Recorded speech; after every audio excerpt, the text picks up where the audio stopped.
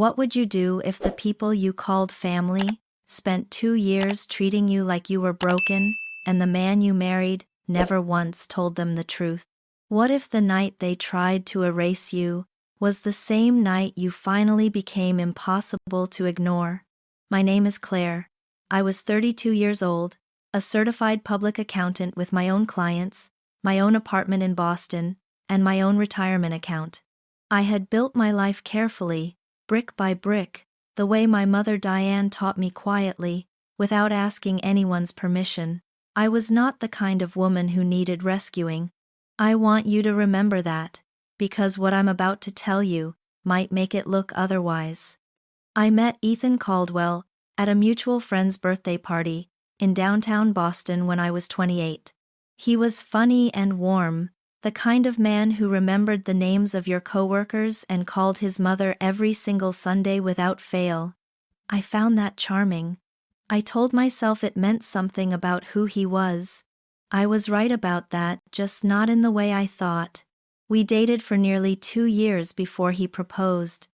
When he took me to meet his parents for the first time at their home in Greenwich, Connecticut, a sprawling brick colonial with a circular driveway and a garden that looked like it employed 3 people full-time, I told myself the slight chill in his mother Margaret's handshake was nerves. I told myself that his father Robert's habit of speaking over me at dinner was just the way men of his generation communicated. I told myself that the framed photographs of Ethan's college girlfriend Serena, still hanging in the hallway of that house, were simply an oversight. I was a grown woman. I was not naive. I just wanted very badly to believe that love was enough to build something solid on. I was wrong about that. I know that now. The night everything changed was Thanksgiving. Robert had reserved the private dining room at the Ashford Club, a wood-paneled room with oil portraits on the walls, and a coat check attendant who knew every guest by name. 24 people. The Caldwell cousins, Ethan's business associates, family friends who smiled at me like they already knew something I didn't. I wore a navy dress and my grandmother's pearl earrings. I brought a bottle of wine I'd spent too much on.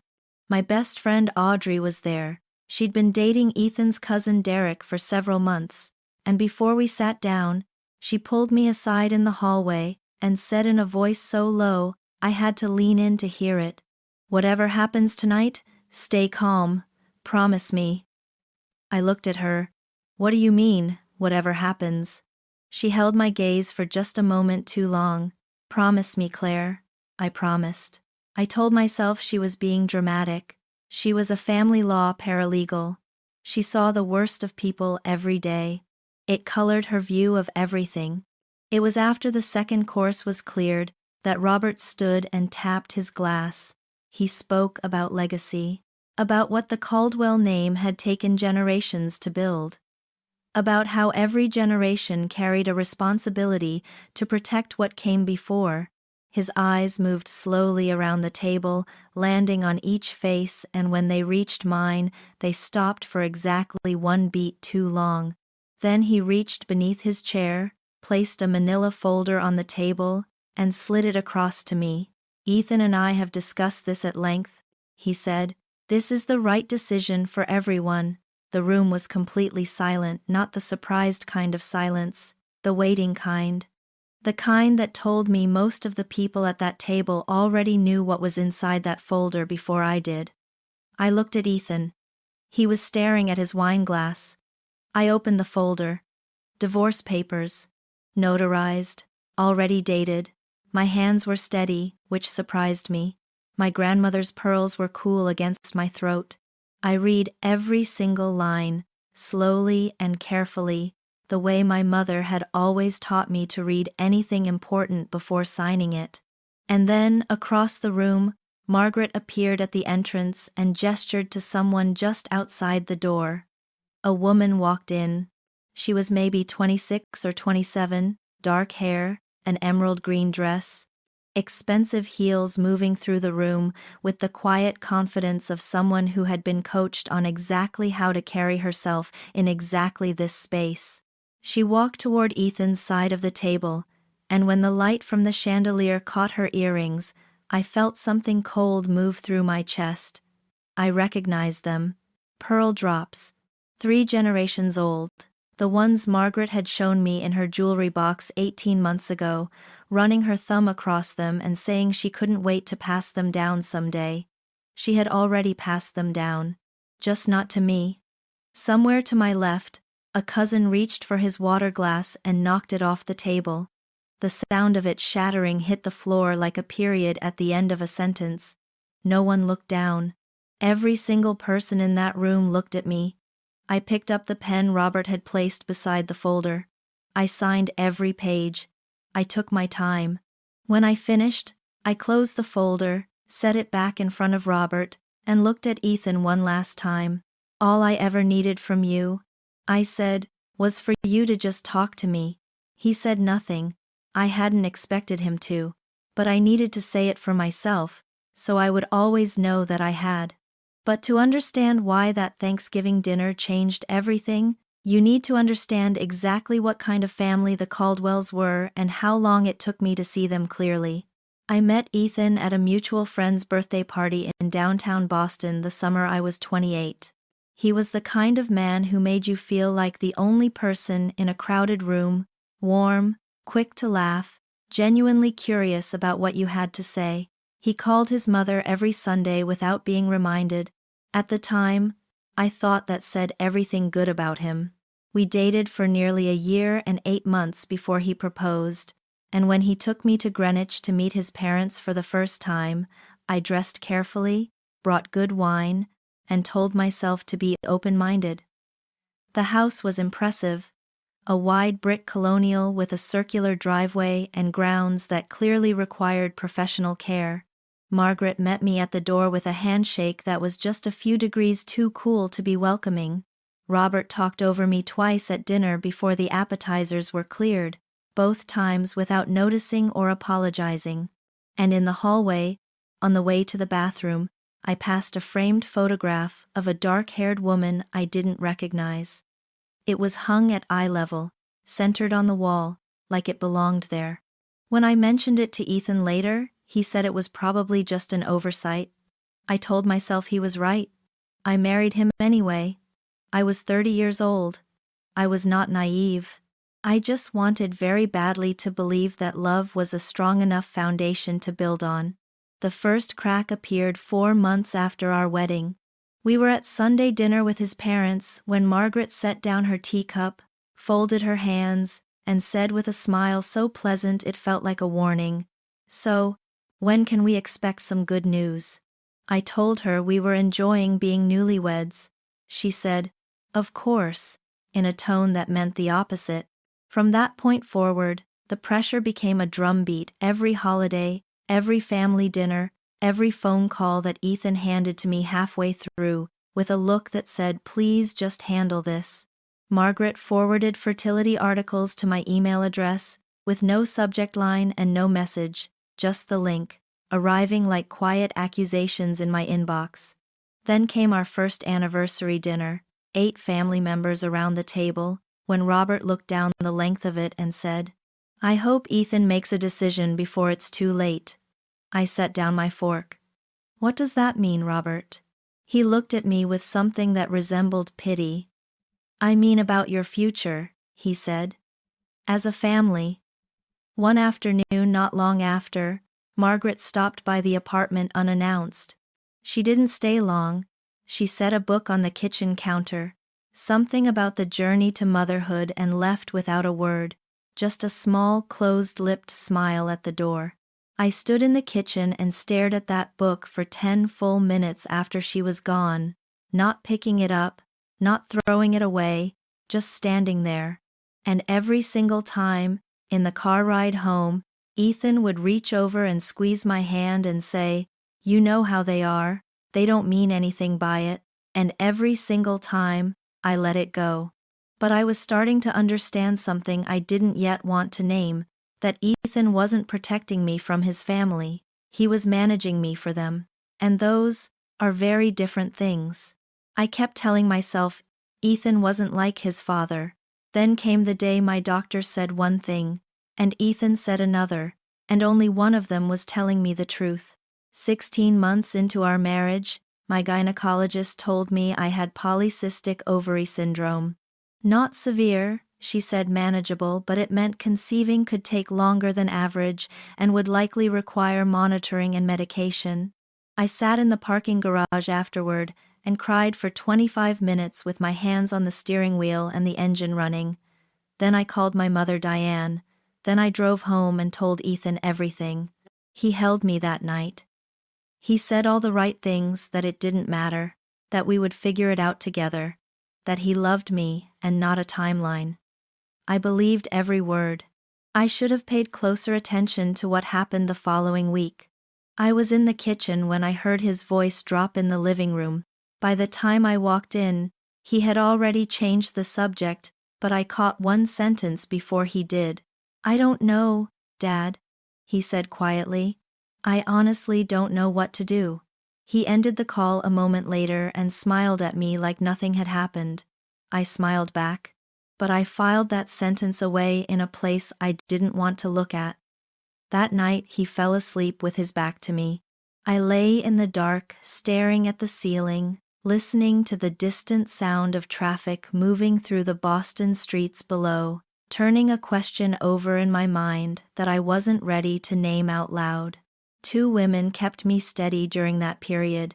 The first was my mother Diane, who drove up from Providence every 6 weeks, took me to lunch, and listened without offering opinions unless I asked for them. The second was Audrey, my college best friend, 12 years of history between us, and a career in family law that had taught her to see trouble before it announced itself. She started talking to me carefully, the way you talk to someone you're trying to prepare without frightening. "Massachusetts is an equitable distribution state," she told me one evening over the phone. "The house is in both your names. If Ethan ever decided to—" "Audrey, I know. Let me finish, Claire." I let her finish. I listened. I told myself she was being overly cautious, that her work had made her see worst-case scenarios everywhere. Then one afternoon she sent me a PDF with no explanation, just a file in my inbox, titled something about a wife's legal rights in cases involving marital deception. I opened it at 2 in the morning when I couldn't sleep. I read the whole thing. Then I closed it. And I did not delete it. I had spent months telling myself that Audrey was preparing me for something that would never actually happen. Then November arrived, and Robert Caldwell called it a family celebration. What it actually was, I understand now, was a trial, and I was the only person in that room who didn't know she was the defendant. Robert had reserved the private dining room at the Ashford Club for the Saturday before Thanksgiving, 24 people. The room was everything the Caldwell family wanted people to think they were: dark oak paneling, oil portraits in gilded frames, a chandelier throwing warm gold light across a table long enough to seat a small courtroom. Audrey was there because she'd been seeing Ethan's cousin Derek, which gave her a reason to be in that room that had nothing to do with me and everything to do with what was tucked inside her jacket. During cocktail hour she found me near the window. "You doing okay?" she asked quietly. "I'm fine," I said. She held my gaze. "Good. Stay fine. Whatever happens tonight, stay exactly that way." Before I could ask what she meant, Margaret appeared at my elbow and steered me toward Robert's business partner. On the way to the dining table, Margaret leaned close and murmured, "You look beautiful tonight, Claire." Her voice was warm as honey. It sent a chill straight down my spine. The first 2 courses passed normally, wine poured, football debated, the usual performance of family warmth. Then the dinner plates were cleared, and Robert rose to his feet. He tapped his glass once. The room settled too quickly, the way it does when people have been waiting for a signal. He spoke about legacy, about the Caldwell name, about difficult choices made out of love rather than cruelty. His eyes moved around the table and stopped on mine for just a beat too long. Then he reached beneath his chair, placed a manila folder on the table, and slid it across to me. "Ethan and I have discussed this carefully," he said. This is the right thing for everyone. The silence that followed was not shock. It was the silence of people who already knew. I glanced across the table at Robert's business partner's wife. She wasn't looking at me with discomfort. She was looking down at her plate, because she couldn't bring herself to meet my eyes, and that told me everything about how long this had been planned. I opened the folder. I read every page the way my mother taught me, slowly, completely. Never sign what you haven't fully read. My hands were steady. My grandmother's pearls were cool against my throat. Then, Margaret walked to the entrance of the dining room and gestured to someone outside. A woman stepped in dark hair, emerald dress, heels that clicked softly across the floor, moving with the ease of someone who had been told exactly what to expect. She crossed toward Ethan's side of the table, and when the chandelier caught her earrings, something in my chest went completely still. Pearl drops, antique setting, 3 generations old. The last time I'd seen them, Margaret had held them in her jewelry box and said, "I can't wait to pass these down one day." She had already passed them down, just not to me. Robert said, "This is Serena. She and Ethan have known each other for a long time. She's a wonderful. She doesn't need your introduction," I said. Robert blinked. First time all evening his expression slipped. I picked up the pen, signed every page slowly and deliberately, then closed the folder and set it back in front of him. That was when Audrey stood up. She had been so still through the entire dinner that most of the room had forgotten she was there. 3 seats down, hands folded, wine untouched. Now she reached inside her jacket and produced a small brown envelope. "Before Claire leaves," she said, her voice completely level, "I have something for Robert." He looked at the envelope, then at her, then at me. "What is this?"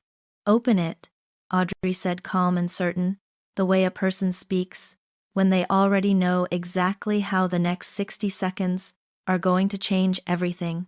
There are some truths that, when they finally come to light, don't destroy you, they set you free.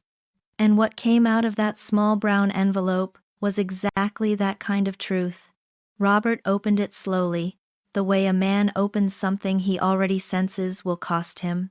The first document was a medical record from a urology clinic in Hartford, a voluntary procedure performed 5 years before Ethan ever met me, his name printed in plain black ink. A vasectomy. Elected. Permanent. Robert read it once, then read it again. Audrey told me later that his hands had developed a faint tremor by the second read, and that when he finally looked up, it wasn't anger on his face. It was the expression of a man who had just realized the person who deceived him most completely was his own son. The second document was my pregnancy confirmation blood work, ultrasound report, and a small grainy image of something very real with a heartbeat I had watched on a monitor 11 days earlier, with tears on my face, and Audrey holding one hand, and my mother Diane holding the other, 9 weeks along. He says, later, "That's why." Robert's voice came out stripped of everything. "Is this real?" Audrey didn't hesitate. "The medical record is certified. The pregnancy was confirmed by Claire's doctor 11 days ago." Across the table, Margaret said one word, "Ethan." And I had never heard her voice sound like that before. Not the voice of a woman in control. The voice of a mother who had just lost something she couldn't name. I turned to Ethan. He was staring at the tablecloth, jaw tight, the look of a man forced to think about something he had spent years carefully avoiding. "You knew," I said. "From the beginning you knew, and you let them blame me for 2 years." He said nothing. From across the table, Serena spoke quietly. "I didn't know any of this." I looked at her directly. "I know," I said. "I can see it on your face." Then I turned back to Robert and told him clearly, my child was mine. Not a Caldwell legacy, not anyone's inheritance. Noah would grow up with his grandmother Diane on weekends, and his Aunt Audrey at every birthday, and he would know exactly the kind of people his father's family chose to be, which was precisely why they would have no place in his life. Then, I folded my napkin, pushed back my chair, and walked out through the oak-paneled hallway, past the coat check attendant and his quiet jazz radio, and out through the heavy front doors, into the cold November air. I sat down on the stone steps and breathed. Audrey came out 2 minutes later with my coat over her arm. "What's happening in there?" I asked. "Margaret is crying," she said. "Robert is yelling at Ethan very quietly, which is somehow worse than regular yelling. Serena left through the side door, and Harold is eating his dessert because Harold is a practical man." I laughed, and it surprised me completely. That laugh, rising up from somewhere, beneath all the exhaustion and grief, and the strange, buoyant feeling of having finally said the things that needed to be said. The divorce was finalized 5 months later. I kept the house.